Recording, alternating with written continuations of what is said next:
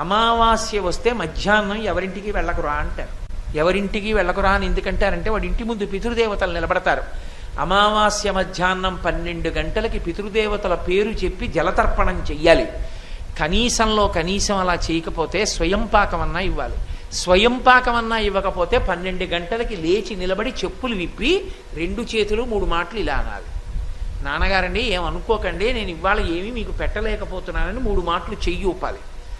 అలా కూడా ఊపకపోతే పితృదేవతలు ఆగ్రహిస్తారు. దుర్మార్గుడు, నేను జన్మనిచ్చాను, అమావాస్య 12 అయింది, అయినా సరే నాకేం చేయడని. నాకు ఒక్కొక్కసారి ఆశ్చర్యంగా ఉంటుంది.